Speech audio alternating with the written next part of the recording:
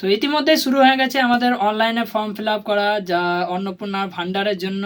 তো যারা যারা আবেদন করেছিল অফলাইনে এত এত খানদানের পুরো দলিল দিয়ে সেলাই করে, ঠিক আছে, কেঁথার মতো, সেগুলোকে ভুলে যাও, তোমরা টাকা ওয়েস্ট হয়ে গেছে, ঠিক আছে। তোমরা মানে ফর্ম ফিল আপ আর করে কোনো লাভ নাই, আর কেউ ফর্ম ফিল আপ জমাও লিছে না, আর পঞ্চায়েতে জমা হয়ে গেছে, তো পঞ্চায়েতের লোক বলে দিচ্ছে যে বাস তোমাদের আর হলো না, আর ঠিক আছে। তো তোমরা আবার অনলাইনে করোগা, আর ওই ফাইল জমা পড়েই থাকবে, ওরা দেখবে না বলছে। আর মানে কি জিনিস ভাই, ব্লকে জমা দিয়েছিস, তোরা কাজ করবি না, গাঁজা টানবি বসে বসে, হ্যাঁ। সব অন্নপূর্ণা ভান্ডারের জন্য আগে টাকা নেবে, আগে যাদের 3 তারিখের আগে ফর্ম জমা করেছে তাদের টাকা ঢুকে গেছে। মানে তারা মানে কি এমন করলো তাই টাকা ঢুকে গেল তাদের, হ্যাঁ কি না। তারপরে আবার যারা এই কদিনে 10 তারিখের আগের মধ্যে যারা জমা করবে তাদের আবার নাকি 10 তারিখের মধ্যে টাকা ঢুকে যাবে। তো টাকা সস্তা নাকি, গাছে ধরছে এরকম করে ছিঁড়ে দিয়ে দিচ্ছে, হ্যাঁ, গভর্নমেন্ট। আমি তো কিছু খুঁজে পেয়েছি না, ঠিক আছে। অন্নপূর্ণা ভান্ডার 3,000 টাকা করে দেবে, এত জনাকে যদি 3,000 টাকা করে দিতে যায়, গভর্নমেন্ট ফকির হয়ে যাবে না? আমার তো তাই লাগছে, কারণ সব স্টেটও চাইবে, বলবে যে তোমরা এই স্টেটকে দিয়েছো, ওই স্টেটেও চাইবে। বেশ, যাই হোক, ওটা চাওয়াচাওয়ি না হোক, কারণ প্রতিশ্রুতি যেহেতু দিয়েছিল সেহেতু এইখানে জিতেছে, সেই হিসাবে তো দিতে তো হবে। এবার তো কিছু করা যায় না, বিড়াল তো মাছ ধরে নিয়েছে, এবার ধরা পড়ে গেছে, তখন তো দিতে তো হবে, ছাড়তে তো হবে, সেরকমই। তো এইবার প্রশ্নটা এটা হচ্ছে যে অন্নপূর্ণা ভান্ডার নেবে যে ব্যক্তি, তার ডকুমেন্টস অত কিছু আপলোড করতে হচ্ছে না, তার হেড অফ দ্য ফ্যামিলি, তার পুরো খানদানের ডকুমেন্টস সব কিছু আপলোড করতে হচ্ছে। তার মানে বুঝতে পারছো, মানে সব কিছু ডকুমেন্ট আপলোড করতে হয়, 2টো ডকুমেন্ট আপলোড করতে হচ্ছে, বাদ বাকি সব ইয়ে করে ফিল আপ করতে হচ্ছে। মানে কঠিন ব্যাপার, কিন্তু আমি প্রথমবার ফর্ম ফিল আপ করলাম, ঠিক আছে, অন্নপূর্ণা ভান্ডার ফর্ম ফিল আপ করলাম নিজে থেকে, ঠিক আছে। তো দেখে মানে খুব ভালো লাগলো যে আমি করতে পারছি, তাও আবার ইউটিউব ভিডিও দেখে মেখে শিখে মেখে তারপরে, ঠিক আছে, না ছাড়া একা তো করতে পারি না।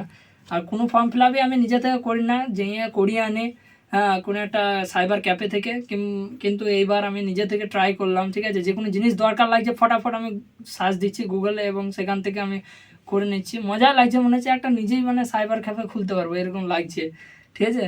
কিন্তু এরকম করতে গেলে তো ভাই সবাই মানে চলে আসবে আমার কাছে, এই ডকুমেন্টস ইয়ে করে দাও, ওই করে দাও, এই আমি করতে চাইছি না, একজনে করছি, আমাদের ঘরে করছি, মা আবার ঢোল পিটিয়ে আবার বলিয়ে আসছে সবাইকে, তাহলে ওরা তো চলে আসবে সবাই, এইগুলা, হ্যাঁ হ্যাঁ হ্যাঁ আমারটা করে দাও, এরকম করছে। আর কি বলবো, বেশ, যাই হোক। কিন্তু ডকুমেন্টসগুলো ফিল আপ করে অনেক কিছু শিখতে পারলাম, অনেক কিছু জানতে পারলাম যে কী কী টাইপের কী কী জিনিস হয়।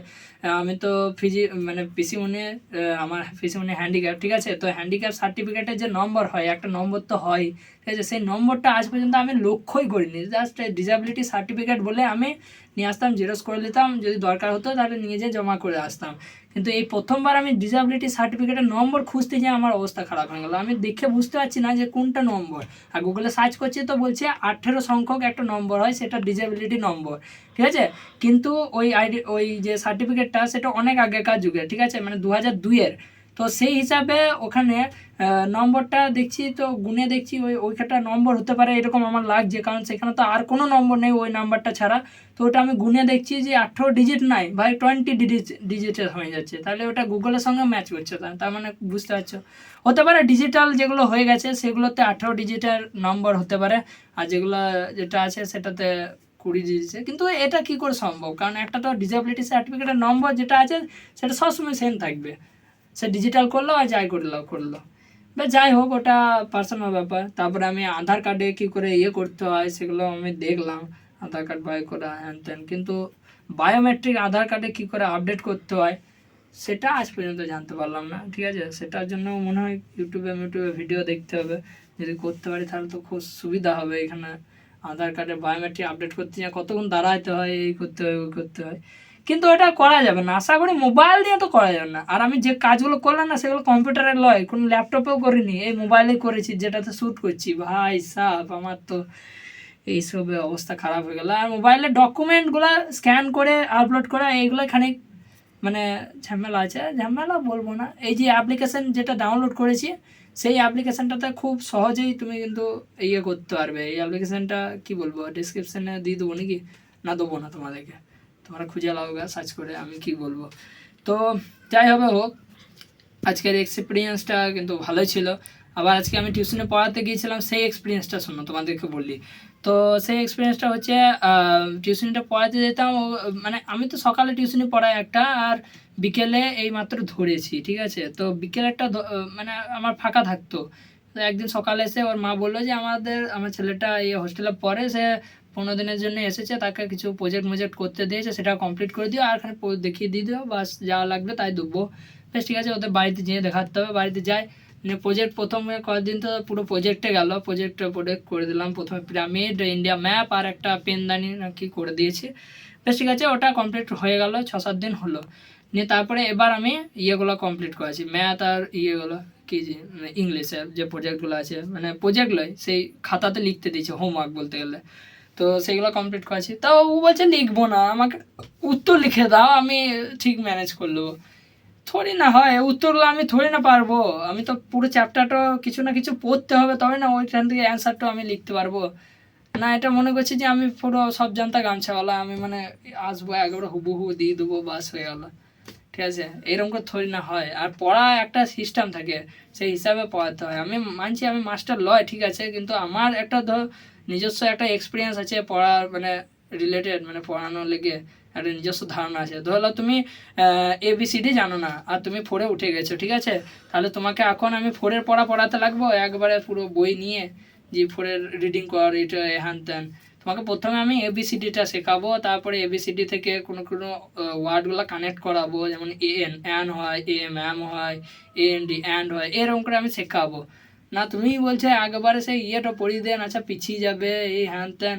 আমার ওগুলো ভালো লাগে না, ঠিক আছে। অনেক গার্জেন এসে বলে যে কিছু পড়াচ্ছ না তুমি, ওই শুধু ওইগুলো দিয়ে দিচ্ছ হ্যান ত্যান, তাহলে কী করে শিখবে, এই যে পরীক্ষা চলে আসছে, তাহলে তা পরীক্ষা চলে আসছে, অন্য মাস্টার দেখে লাও, অন্য মাস্টার যারা পরীক্ষার লেগে পড়াবে তাদেরকে দেখে লাও, নিয়ে পরীক্ষার জন্য পড়াক। আমাকে আমি আমি আমি কাউকে টিউশনি পড়াবো হ্যাঁ বলে বলিই নাই। সবাই চলে আসে আমার কাছে, লাও আমার পড়াবো, আমি মনে হচ্ছে এই পুরো পৃথিবীর মানে বিলিয়ন স্টুডেন্ট বা বিলিয়ন টিচার মনে হচ্ছে আমার কাছে চলে এসছে সব। আমি তো চাই না আমার পড়াতে, আমার ভাল লাগে না পড়াতে। তোমাদের সঙ্গে কথাটা শেয়ার করলাম, তাছাড়া আমার মন ছিল না, ঠিক আছে। তো আজকের এক্সপিরিয়েন্সটা ভালোই হলো, ঠিক আছে। আর যেরকমই ছিল কাজে ব্যস্তর মধ্যে গেল, ঠিক আছে। আমি জীবনে এত কাজ করিনি, ঠিক আছে, যে কটা কয়েকদিনের মধ্যে করলাম। কয়েকদিন আগে কলকাতাও গেছিলাম, তার আগে আরও অনেক কাজ করেছিলাম, ঠিক আছে। তো যাই হোক, চলো আজকের ভিডিওতে ফিলহাল আমি ইনস্টাগ্রাম রিয়াকশানের ভিডিওটা বানাতে পারলাম না, কারণ ওই ভিডিওটা অনেক লেন্থ হয়ে গেছিলো। এই ভিডিওটা কত লেন্থ হয়েছে রে এখন পর্যন্ত? 8 মিনিট হয়ে গেল। তাহলে এই ভিডিওটা আপলোড করতে আবার নেটও লাগবে, তো সেই হিসাবে আমি বড় ভিডিও বানাতে চাই না, ঠিক আছে। তো দেখা যাক এরপরে পরের দিন বড় ভিডিও বানাতে পারবো নাকি। তো চলো এখন ভিডিওটা শেষ করি না, যত সেকেন্ড বাড়বে তত চটচট করে MBও বাড়বে, ঠিক আছে। তো বাই।